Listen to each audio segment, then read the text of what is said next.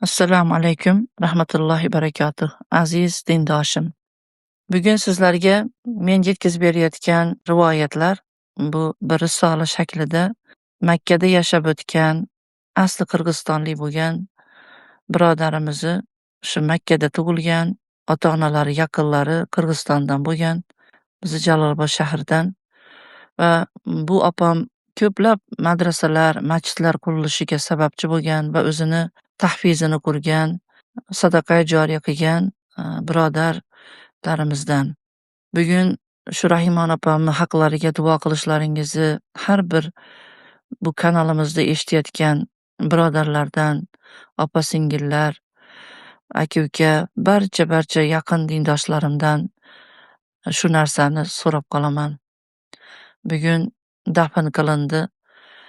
Makka mukarrama tuproqlariga shahidlar, solihu sahobalarimiz yotgan muqaddas tuproqqa qo'shildi. Ustozlaridan eshitib yurgan so'zlarini va o'ziga eng yoqqan so'zlarni, hadislarni, deyarli hadislarni hammasini to'plamidan yozib qo'ygan bir risola, ya'ni xatlari bor ekan. Shuni menga bergan edi, Makkada topshirgan edi va men shuni bugun shu opamni haqlariga bir savob, ajr umidida shuni sizlarga yetkazib bermoqchiman. Assalomu alaykum va rahmatullohi barakatuh. Bismillahirrohmanirrohim. Rasululloh sallallohu alayhi vasallam dedilar: Kim Abu Bakrni yaxshi ko'rsa, dinni barpo qilibdi. Kimki Umar ibn Hattobni yaxshi ko'rsa, yo'lini ravshan qilibdi. Kim Usmon ibn Affonni yaxshi ko'rsa, Allohning nuri bilan nurlanibdi. Va kimki Ali ibn Abu Talibni yaxshi ko'rsa, mustahkam asosni ushlabdi. Ogoh bo'ling, ummatimning eng mehriboni Abu Bakrdir va Allohning dinida eng salobatli, kuchlisi Umar ibn Hattobdir va ummatimning eng hayolisi Usmon ibn Affondir. Ummatimning orasida hukm chiqarishda eng bilimdoni Ali ibn Abu Talibdir. Har bir nabiyning shogirdlari bor. Mening eng yaqin yordamchi shogirdim Az-Zubayr ibn Avomdir. Va kimki yer yuzida yurayotgan shahidni ko'rishlikni xohlasa, Talhat ibn Ubaydullohga qarasin. Said ibn Zayd Rahmonning mahbublaridandir. Va Said ibn Abu Waqqos qayerga borsa haq bilan yuradi. Abdurrahmon ibn Avf Allohning savdogari. Abu Ubaydulloh ibn Jarroh Allohning amini, yer ko'targan va osmon soya solgan insonlar orasida Abu Zardan ko'ra rostgo'yroq odam yo'q. Va kim Iso Masihning zohidligini ko'rmoqchi bo'lsa, Abu Zarning zuhdiga qarasin. Albatta Alloh Salmonning rizosi uchun rozi bo'ldi va Salmonning g'azabi uchun g'azablandi. Ya'ni Salmon Alloh uchun rozi bo'ldi, Alloh u uchun rozi bo'ldi. Salmon Alloh uchun g'azablansa, Alloh ham o'sha odamga g'azablandi. Jannatga Salmonning ishtiyoqidan ham qattiqroq jannat Salmonga mushtoq bo'ldi. Har bir ummat uchun halimi bor, bu ummatning halimi Abu Hurayradir. Huzayfat ibn Yamoniy Rahmonning eng yaqinlaridandir va insonlarning halol va haromni eng biluvchisi Muaz ibn Jabaldir.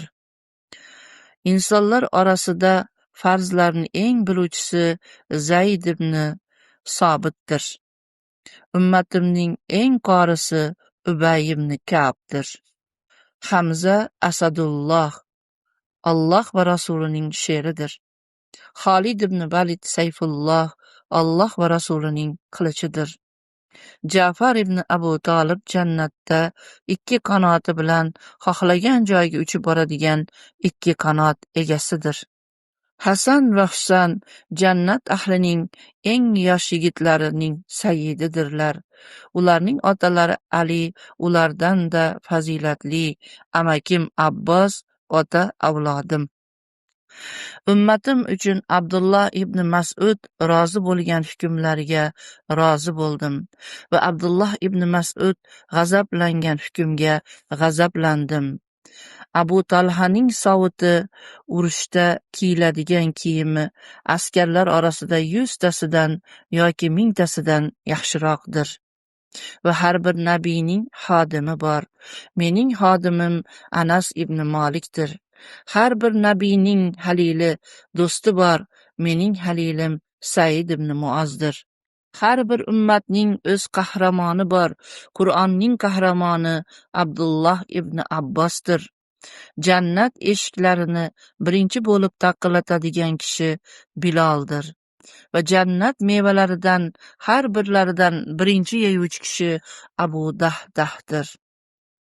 Malaikalar birinchi bo'lib qo'l berib ko'rishadigan, salomlashadigan kishi Abu Dardodir. Mening havzimdan birinchi bo'lib suv ichadigan kishi Suhayl ibn Sinan. Miqdod ibn Asvad mushtahidlardan. Ammor ibn Yosir siddiqlardandir. Va Ubaydulloh ibn Umar Rahmonning mehmonlaridandir. Albatta ayollarning eng afzallari Osiyo, Maryam, Hadicha va Muhammad sallallohu alayhi vasallamning qizlari Fotimadirlar. Oyishaning boshqa ayollardan afzalligi xuddi sarid, ya'ni arab taomlarining eng zo'ri, xuddi saridning boshqa taomlardan afzalligidekdir. Mening ayollarim bu ummatning eng yaxshi ayollaridir va ularning eng menga suyumlisi Oyishadir. Sahobalarim hammalari yulduzlardek, ularning qay biriga ergashsangiz ham hidoyat topasizlar. Kim mening sahobalarimni yaxshi ko'rsa, u meni yaxshi ko'ribdi. Kim sahobalarimni yomon ko'rsa, meni yomon ko'ribdi. Ogoh bo'ling, bundaylarga Allohning, malaikalarning va hamma odamlarning la'nati bo'lsin. Alloh ulardan hech qanday amalini, na farz amalini va na nafl amalini qabul qilmaydi. Ey Robbimiz, bizlarni ham o'z do'stlaring va muqarrab mahbub va mahbubalaring jamoatlariga qo'sh. Va ularning ko'zlari bilan sevishni va ularning nafratlari bilan nafratlanishlikni nasib et. Va bizlarni ham yaxshilardan va solih va solihalardan iborat jannating gulshanida abadiy yashat. Amin. Bu risolani yozgan, sening ishqingda yongan opam Rahimaxondan rozi bo'l. Bugun Makka-i Mukarrama tuproqlariga dafn qilinib, seni sevganlaring safiga qo'shding, undan rozi bo'l va rozi qil. Amin.